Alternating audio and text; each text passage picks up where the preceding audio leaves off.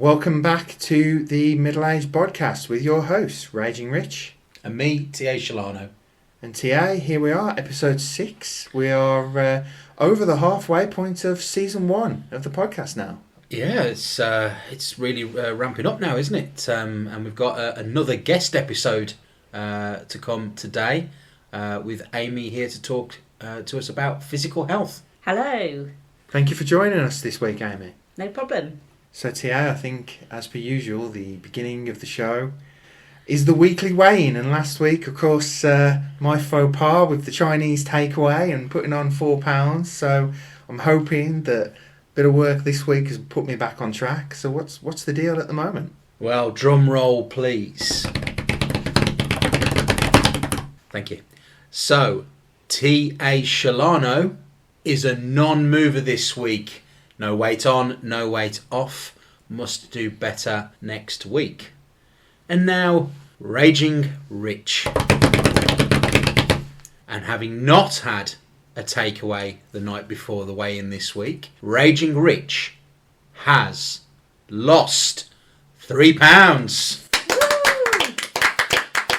Wow. So the challenge is definitely on. As avid listeners will know, at the midway point of episode 5, we were neck and neck in the amount of weight lost so far during the season. But you've now snuck into an early lead at the beginning of the second half of the season and the challenge. So definitely more for me to do. Well done, Rich. Thank you very much, T.A. It's been an interesting week. Obviously, started going back on the exercise bike, changed some of my habits up, trying to make some positive habits. I think certainly our chat with Laura the other week helped as well, taking some of the things she said on board. So yeah, really pleased with that. Just mentally preparing myself has sort of helped me out a lot. Well, I'm glad to hear it, Rich, and I think it's only fair we did sort of give you a bit of a chiding for your Chinese takeaway. I had lunch with a colleague this week, and I had an extra helping of cheesecake, which had a phenomenal amount of calories in it and has blatantly not helped me with this week's weigh-in. So it was nice, but obviously regrettable in the consequence of the challenge. But anyway, that's enough about that. We can keep the listeners updated on our progress next time around. It's probably about time we went over to our special guest, Amy, who's joining us here live in the studio today. And I think Amy has very kindly agreed to talk through her own experience of personal health challenges as somebody who is now 8 years clear of cancer. So thank you for joining us, Amy. Thank you for having me. I'm glad to be a part of this. Well, thank you for being here, Amy. I think maybe we should start off with you telling us a little bit about your journey, please. Yeah, well, I'm 43 years old now, but when I was 35, I was unfortunately diagnosed with triple negative breast cancer, which was a bit of a shock, not something that you want at that age. So I found a lump in my left breast, which was probably at that point the size of a walnut. This was sort of in the end of July of that year. I reacted really quickly and got in to see my GP, and thankfully they were really good.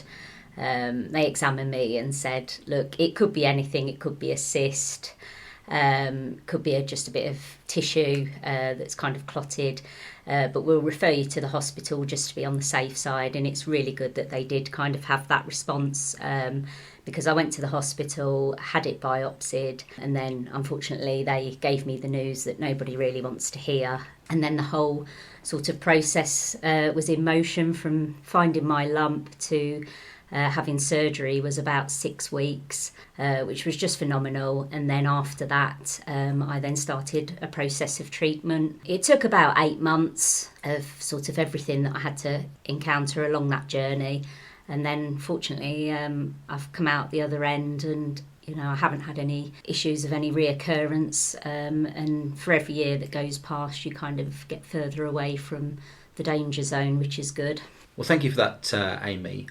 Just wondering, sort of, how much do you feel your illness has changed your outlook on life? Oh, massively. I mean, when, you're given those words, you've got cancer, it just puts so many things into perspective. First of all, it's kind of your own mortality, really. When you initially hear those words, you just think that you're going to die, and you kind of think, is this it? Is this my ending? I can't believe it, kind of thing. And then just loads of things that you've been worrying about and things that stress you out, it just all falls away. I definitely felt that when I was initially diagnosed, of like, you just got to put all this background noise out the way now and concentrate on yourself and getting better, and kind of learn that lesson from this of, stop getting so stressed about the small things in life. That is true, that saying, don't sweat the small stuff. And I think definitely as I've come out of treatment now, you don't get hung up about the things that you used to.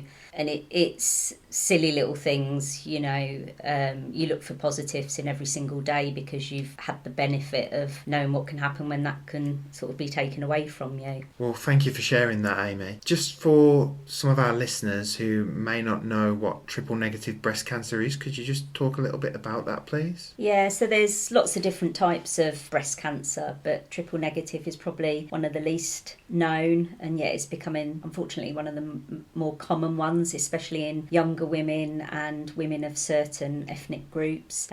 Triple negative breast cancer is where the cancer isn't hormone receptive. Without getting too scientific, there's proteins in your cells, and some cancers can grow based on those proteins being pushed with certain hormones in your body. But with triple negative, the level of hormone isn't there. So what that kind of means is that they can't give you medication which can stop the growth of that hormone in your system. So what that means is that there's less medical solutions sort of available to tackle triple negative breast cancer, and it is actually one of the most aggressive. In myself, it was very fast growing. So my course of treatment was to have surgery straight away to cut the cancer out, and then follow that up with chemotherapy and radiotherapy, which was kind of viewed as a belt and braces process of just throwing everything at it to try and stop the cancer from spreading in the body. So aside from the sort of physical things that you talk about there that happen in terms of having an operation and the sort of the treatment,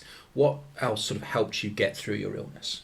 I think the easiest thing to start with was once you'd kind of accepted the diagnosis, was the medical team setting your course of treatment. So a plan was in place, and it was just working towards the different goals along that plan. You're very much living in a world of tests and time frames. So like when I was having chemotherapy, you would have the medicine, and that would be a 3-week cycle. So you'd obviously have your injection of the drugs. After a few days, you'd start to feel really, really bad, suffering a number of side effects, which is different for all different people. And then towards the end of that 3-week period, you'd start to come out of it again, and you're feeling better. And then obviously they give you your next cycle, and then you're back into it. And that's kind of your life for a number of months. But it's through that time you kind of feel that you're fighting the illness and you're going to be coming out the other side. So you start getting into kind of a better mindset in terms of trying to reach that end game. But it's also finding other things. I mean, I was off work for the duration of my illness. I was very fortunate that with my employer I could have that, because I know some people aren't quite so lucky with packages that they have in place with their employers. So I could use that time not only to deal with my treatment and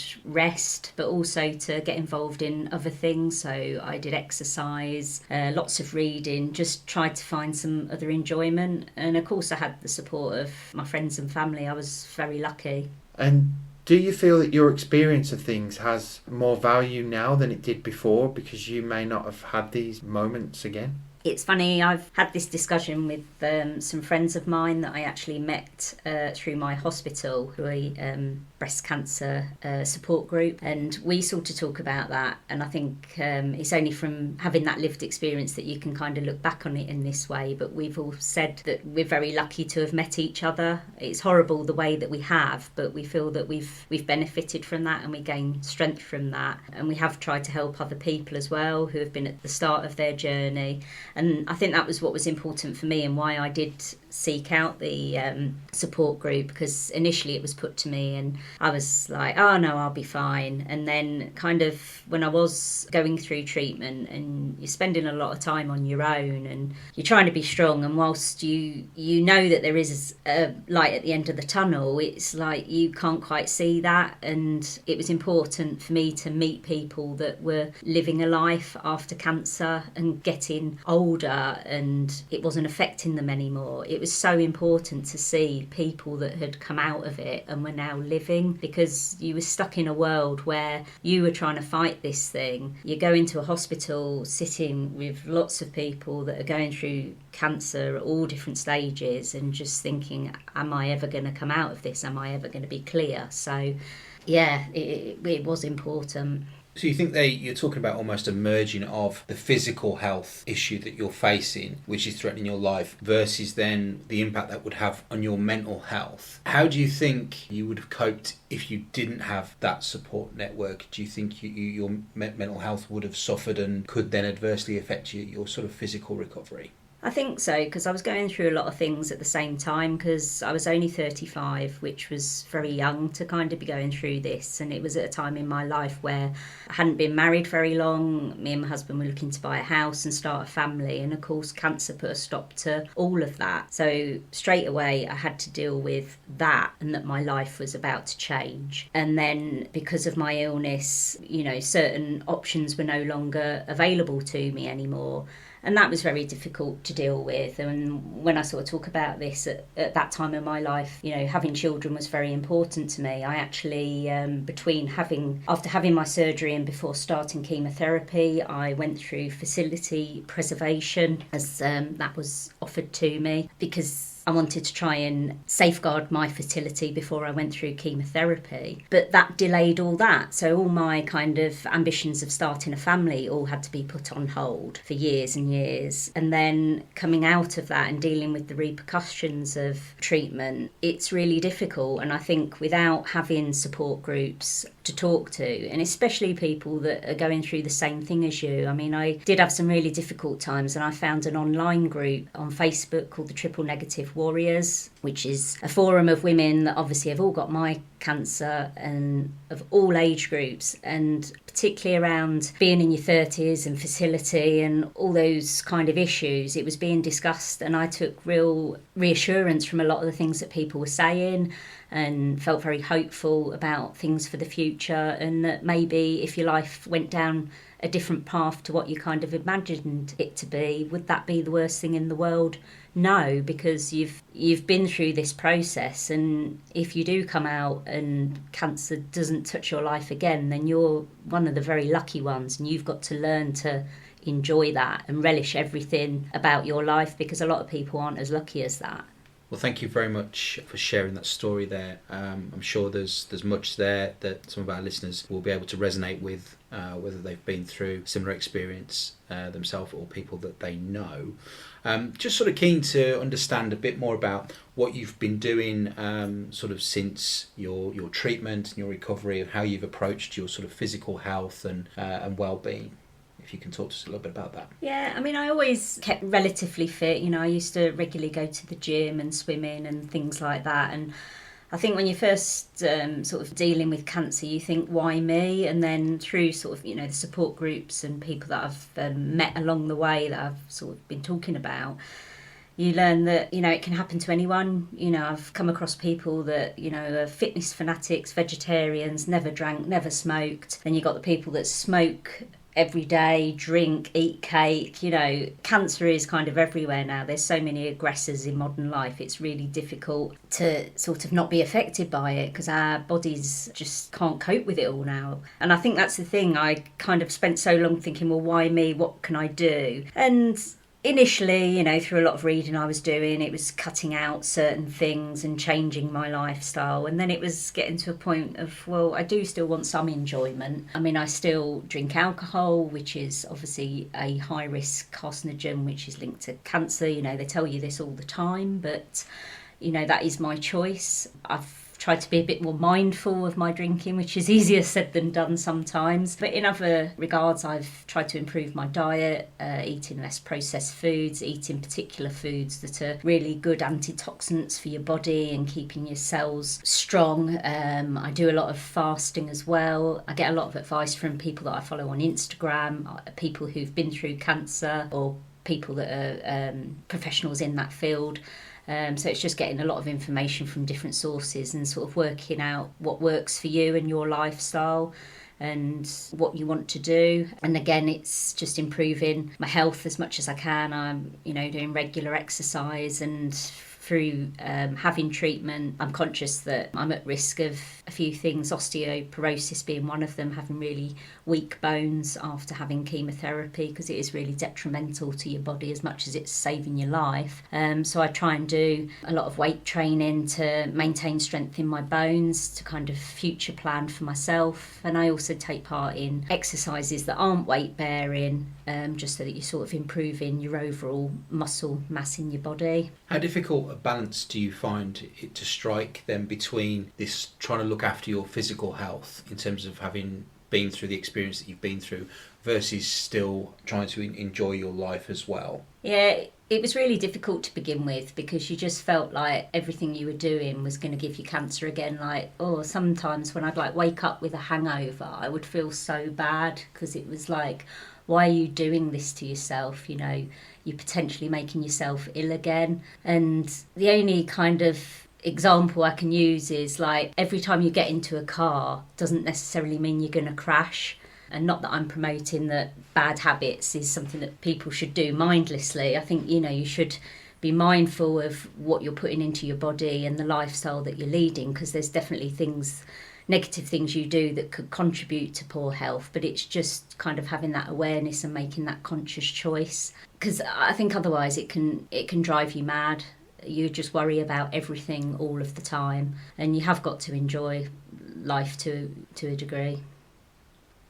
So Amy, what advice would you give to people out there if they are going through something similar to yourself, or they know of someone who's going through cancer treatment at the moment? What kind of advice could you give to somebody going through that?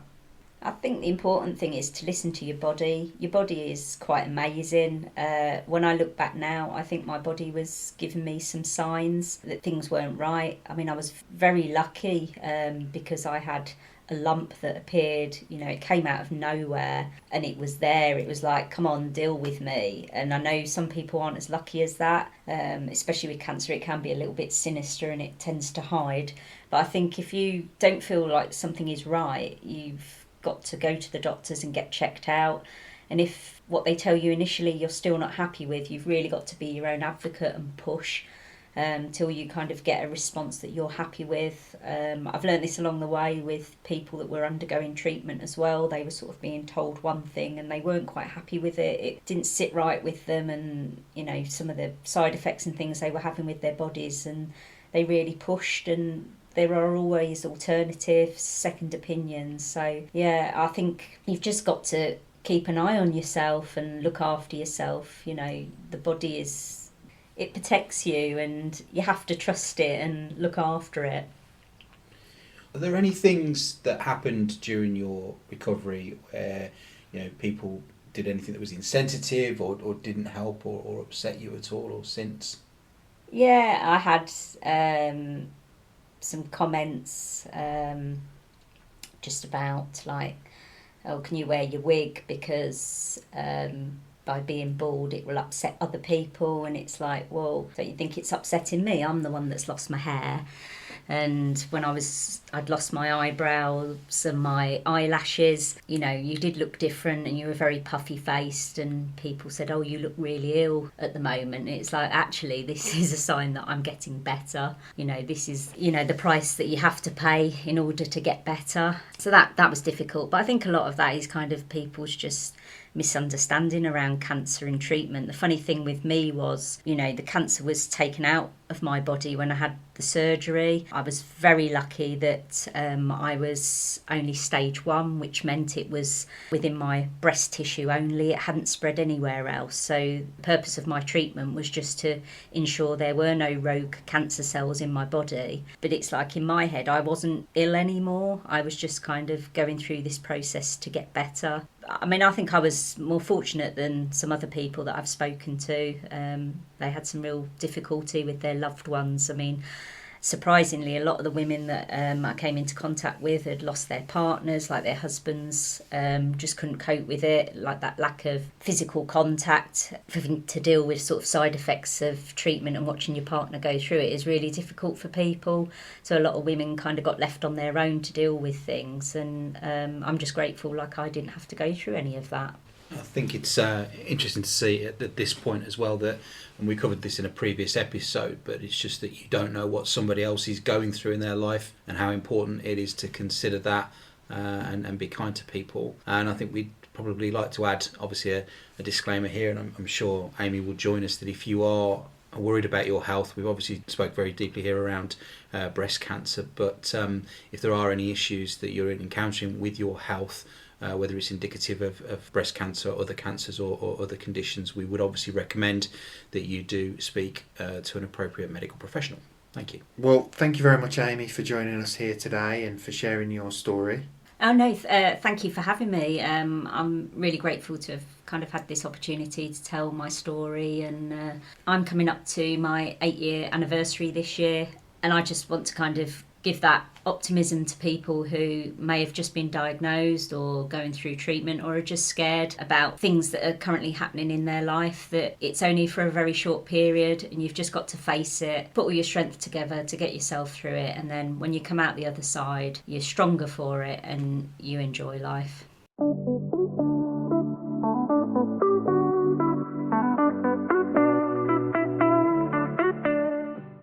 Well, T.A., I'm sure you'll agree it's been a really interesting conversation here today with Amy.